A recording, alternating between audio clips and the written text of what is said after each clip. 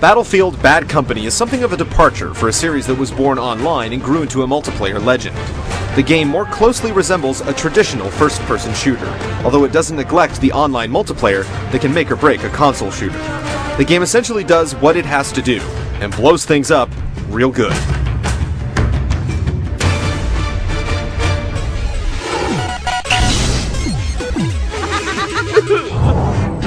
Shut your trap, Sweetwater! Oh, we're going to Zabagrad, huh? So what's so bad about this company? For one, your group is tasked with doing the dirtiest and most dangerous work on the front lines. It's a thankless job, and the guys in your squad aren't the type you'd see in recruitment commercials. Whatever you've done, it's as bad as that. Not like Chris Christopherson's third album. Oh, bad. Worse.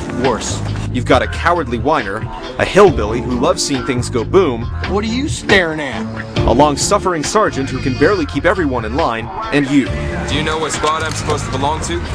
As Preston Marlowe, you're the guy who's just kind of there, when he isn't single-handedly tearing the enemy a new one, thanks to your controller inputs. Bad Company hits you with a lot of story, focusing on your PO'd group going out for themselves to grab mercenary gold.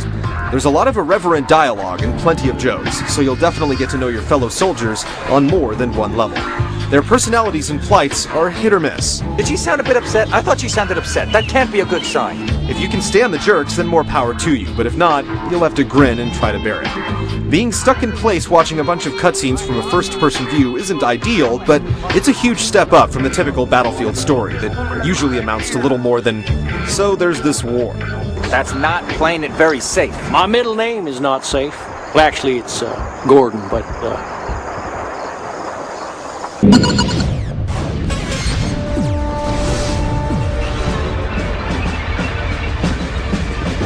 Bad Company's philosophy can basically be summed up by one of its ubiquitous smiley face grenades.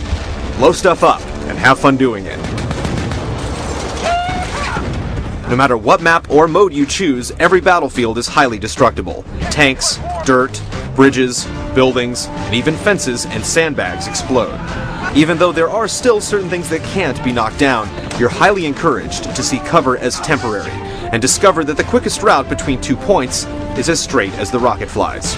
Your campaign has you and your company trotting from one battlefield to another, blowing up what needs to be blown up, and scouring buildings for big shiny cases of gold that the mercenaries you're fighting left lying around. Objectives are highlighted nice and red on your map, and you can take out targets any way you see fit. As long as you stay inside the boundaries of the mission area, you can go about it any way you want, but here's a hint. You'll probably want to blow them up. The Conquest mode that made Battlefield as a series will only be implemented as a free download later on down the line, mostly thanks to incredible demand during beta testing, so players are left with only one multiplayer mode, called Gold Rush, and 8 maps. Fortunately, Gold Rush is a keeper. Teams are split into attackers and defenders, with the offense trying to blow up crates while the defense tries to kill the attackers. One dead attacker equals one less ticket, and when they're all gone, it's game over. You lost our retirement fund. Now what are we gonna do? The maps each offer a fairly distinctive experience by mixing up buildings, geographical features, and vehicles. Multiple routes for attackers, choke points for defenders, and overall solid map design offer enough material for dedicated shooter fans to sink a few weeks into. Spotted one of the enemy snipers. Over. The online game also uses a rank and upgrade system that was started by the Battlefield series and was nearly perfected in Call of Duty 4. It awards players with experience for helping their team, which in turn leads to increased ranks and the opportunity to unlock a new weapon for the class of choice. Finally, a class system offers players on either team 5 choices to be all they can be. Some roles obviously complement each other, such as the specialist tagging a tank or helicopter with a tracer dart, which gives the demo guy a chance to lock on and fire a homing rocket.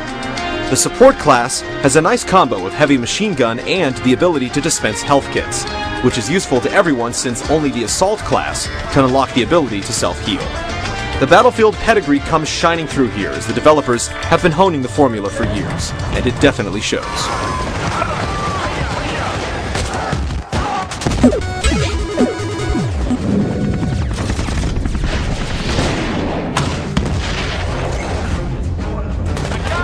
Back in the single-player game, think of Preston Marlowe as Assault Plus. You'll always have access to the miracle healing syringe, and you'll be able to juice yourself up to 100% every few seconds. Amazingly, the guy can also respawn repeatedly after being killed.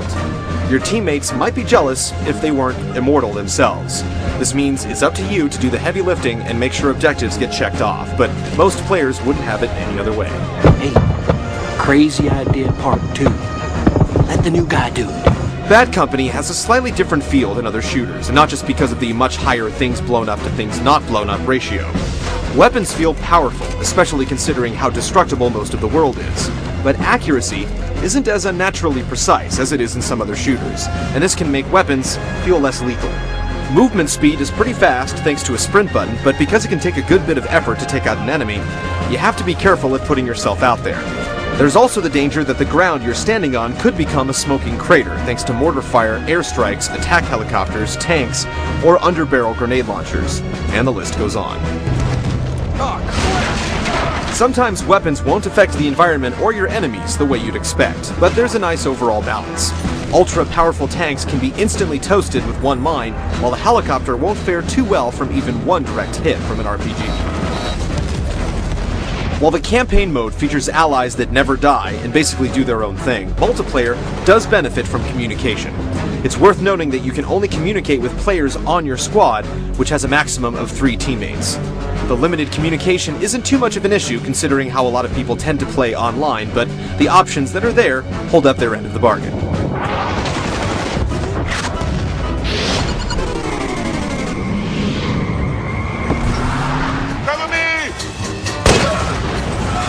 Unsurprisingly, the best thing Battlefield has going for it are the explosions. They look great, they sound great, and you'll definitely know when one hits.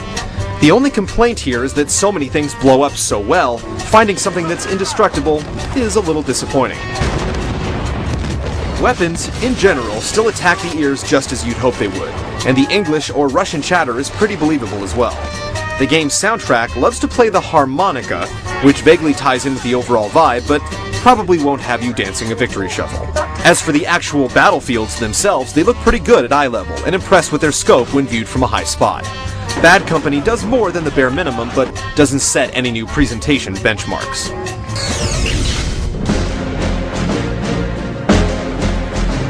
Bad Company sets out to deliver a successful single-player campaign, and it succeeds. This isn't a unique feat, and it's not a new high standard, but it's definitely a first for the series. The game's multiplayer mode finally brings the PC experience to the consoles, and will hold up for quite a while with the promise of downloadable content. But there is definitely a hole left for Conquest mode to fill. Even so, this Battlefield is definitely worth returning to.